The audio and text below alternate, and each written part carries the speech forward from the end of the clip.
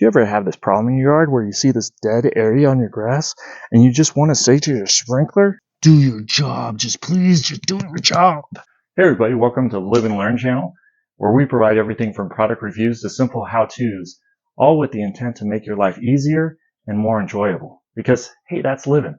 So today we're going to be talking about sprinkler coverage, how to identify it, and simple steps to take on addressing and fixing the problem. So let's go fix some problems.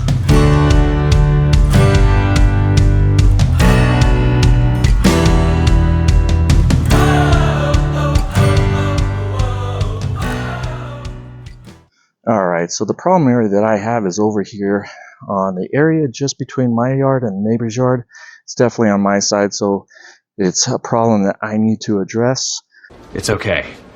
We can fix this. And the problem is probably coming, at least my theory is, coming from the sprinkler right here. I think it just doesn't have the nozzle to reach, but we have to go through some steps to eliminate what the problem could be.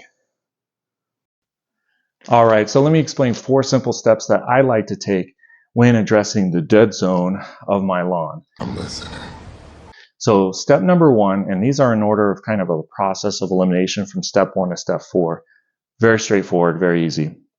So step number 1, what I like to do, pretty obvious, check your sprinkler coverage, right? That's when you know you have a problem. So what I like to do is run my sprinklers, put a piece of Tupperware or small clear plastic container on that dead zone in my lawn. And if I'm not getting enough water buildup while those sprinklers are running, guess what? I'm not feeding my lawn enough on a regular basis of what it needs, water, right? So that's to address the first issue, and you have a coverage issue. So then it's on to step number 2. Step number 2, what I like to do is check your sprinkler filter. Yes, you actually have a sprinkler filter, believe it or not. Looks like this, right? It's a little 2-inch filter or so. These are actually sitting underneath your nozzle.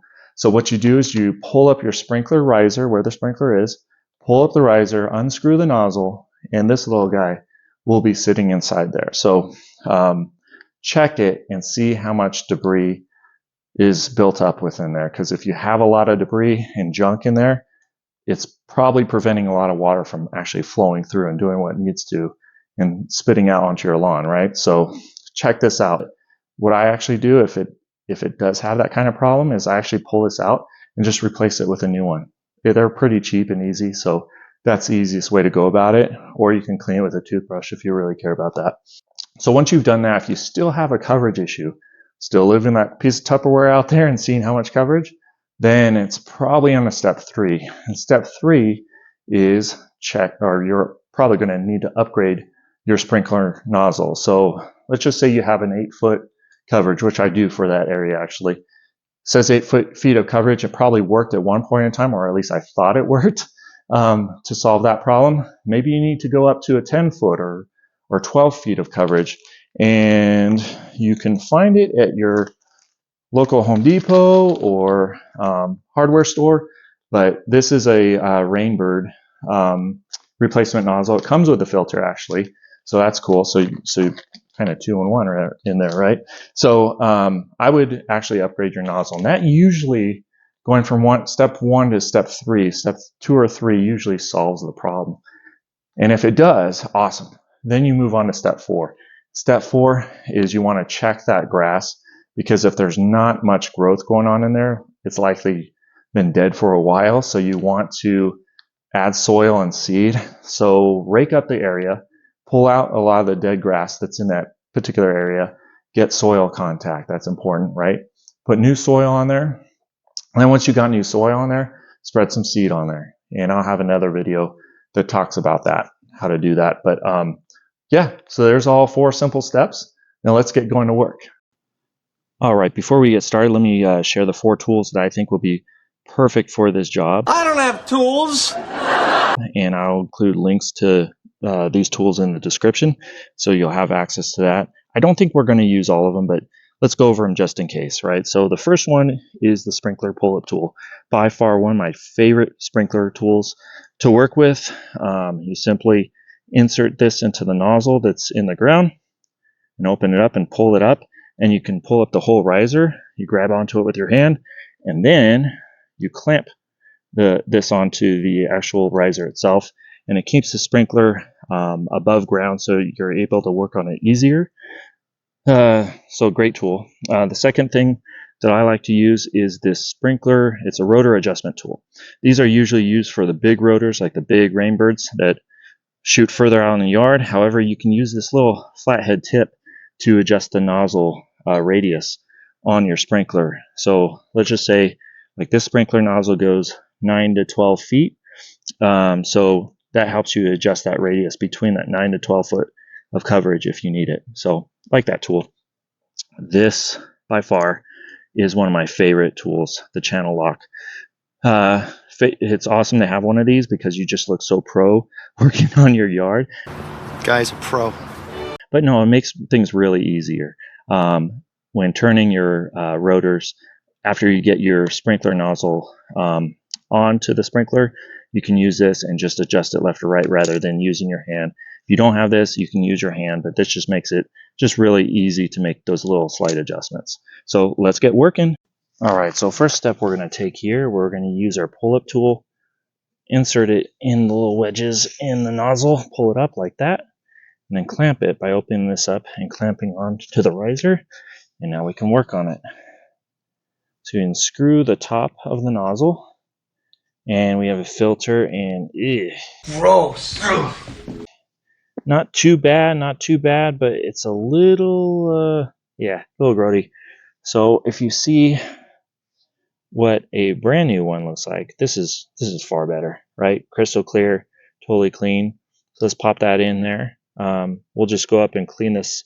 You can clean these things up, it's not a big deal, and actually preserve them. And then we will take our nozzle here, screw it back on. If you look at right here on these particular nozzles, for the Rainbird nozzles, this is the left stop. So we're going to actually have to turn it this way because that left stop is the left stop portion of the sprinkler, and it'll spray in like 180-degree radius here. So let's just like adjust it a little bit. What we'll do is we'll turn on our sprinklers and see how much coverage we actually get with a new filter installed. Here comes your water! Okay, got my new filter installed, and let's see how much water is hitting this. It's vapor. It's really not that much. So we really have a coverage issue.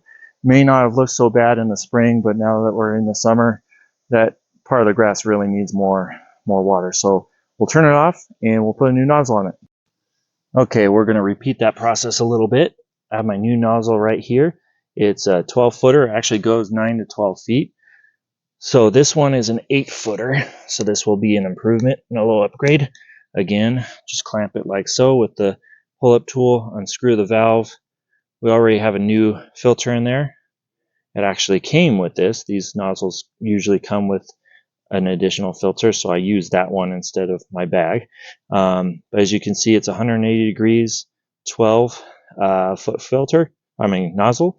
And so you screw that back on. And pro tip on these, by the way, is even though it says 12 feet and the package says it goes 9 to 12 feet, I would actually kind of discount that a little bit to about by a couple feet, I'd say. So if it says 9 to 12 feet, it could be somewhere in the range of 8 to 10 feet, let's just say. Great advice. So still good enough for me right now. So I will, as you can see, this is the spray pattern. So I will adjust that around with, oh man, this is just, how can you not use these things, right? So much easier than using your hand.